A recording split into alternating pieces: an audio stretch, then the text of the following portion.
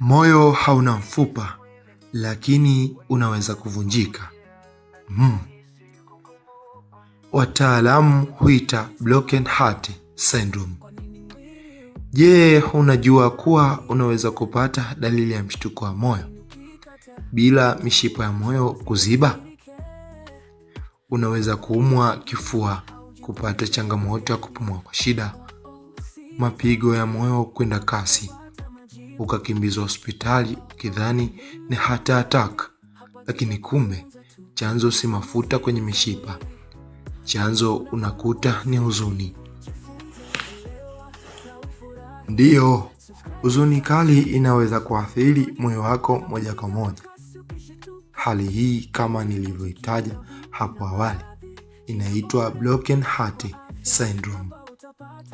Kitaalamu hujulikana kama Takotsubo cardiomyopathy. Kama bado haujasubscribe, na kuomba fanya hivyo, kisha like, comment na bofya alama ya kengele ili usipitwe na video mpya. Takotsubo ni nini? Hapa nitakupa historia kidogo juu ya jina hili. Sasa jina hili linatoka nchini Japani. Takotsubo ni chombo maalum kinachotumika kunasa pweza. Kina umbo la chini lililovimba na juu nyembamba. Madaktari walipogundua hali hii kwa mara ya kwanza nchini Japani, waliona kuwa moyo wa mgonjwa hubadilika umbo kwa muda na kufanana kabisa na chombo hicho cha uvuvi. Ndipo wakaliita Takotsubo cardiomyopathy. Umenipata Sasa tusonge na makala yetu. Broken heart syndrome ni nini? Sasa broken heart syndrome hii ni hali ya ghafla ambapo misuli ya moyo hudhoofika kwa muda mfupi. Tofauti na mshtuko wa moyo wa kawaida, mishipa ya damu ya moyo haijaziba, lakini moyo hushindwa kusukuma damu vizuri, na dalili huwa karibu sawa na heart attack na pengine kuchanganywa kabisa. Chanzo kikubwa cha kutokea hali hii huwa ni mshtuko wa kihisia au msongo mkali wa ghafla. Baadhi ya matukio yanayoweza kuchochea hali hii ni kama kufiwa na mpendo wako. Ndiyo, kufiwa na mpendo wako huleta huzuni kubwa na simanzi na msongo mkubwa wa mawazo, hivyo kupelekea kupatwa na tatizo la broken heart syndrome ambalo kwa kitaalamu huitwa Takotsubo cardiomyopathy.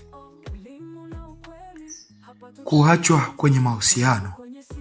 Mara nyingi kuachwa au kuachana katika mahusiano huleta msongo mkubwa wa mawazo na huzuni, ambapo unakuta ni mtu ambaye ulimzoea na kumpenda sana, ghafla inafika hatima yenu muda ule ambao wewe unamhitaji, hivyo hupelekea tatizo hilo la Takotsubo cardiomyopathy.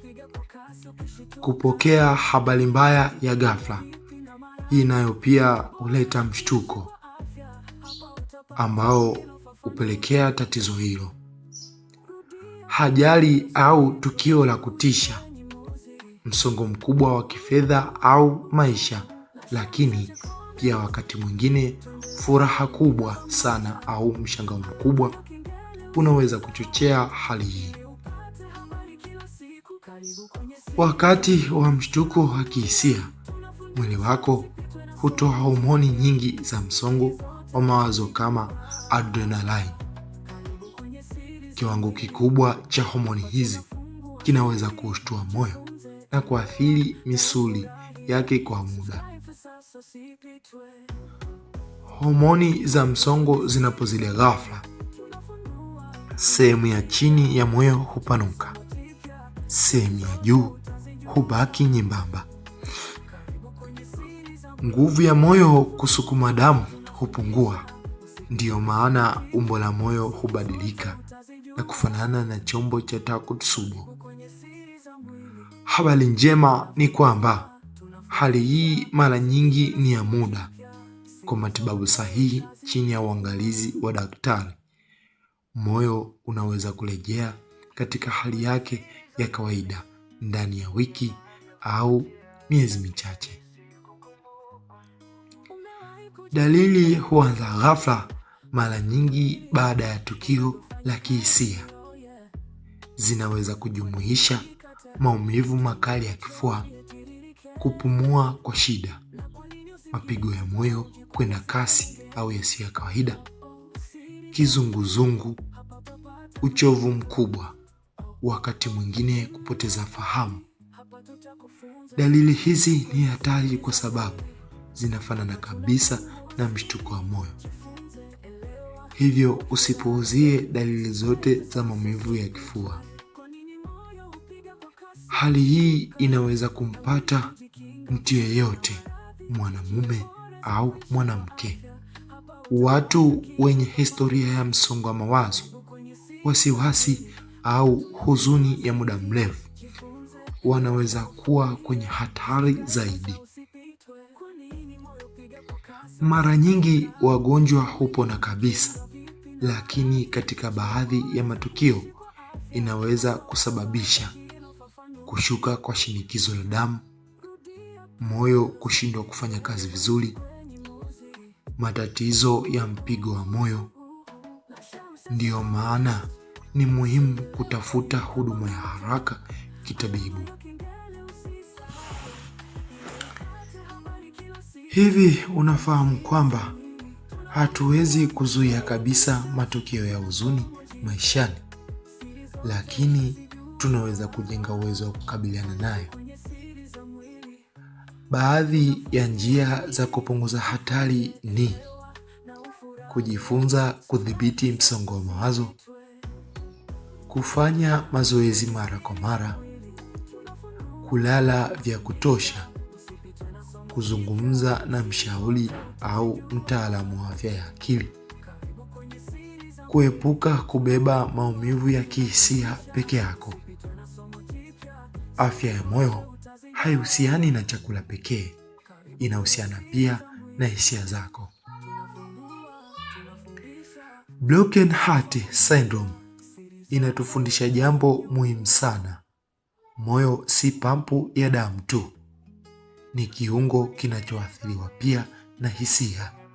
Huzuni kali, mshtuko wa kihisia na maumivu ya moyo ya ndani vinaweza kuathiri moyo halisi wa mwili wako. Angalizo muhimu. Dalili za Broken Heart Syndrome zinafanana sana na mshtuko wa moyo.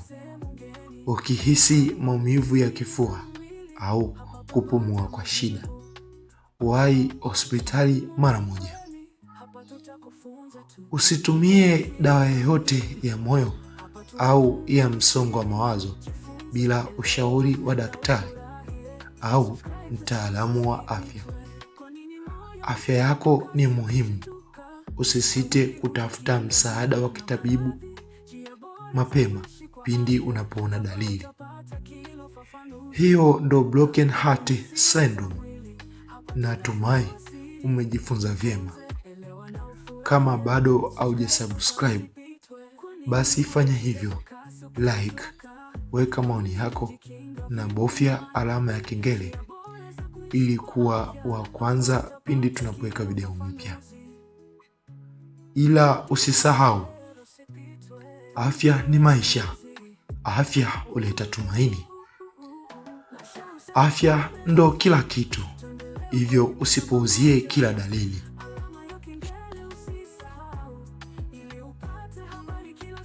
Karibu kwenye siri za mwili. Tunafunua, tunafundisha, usipitwe na somo jipya. Siri zote utazijua. Karibu kwenye siri za mwili. Hapa tunafungua siri. Jifunze, elewa na ufurahie. Subscribe sasa usipitwe.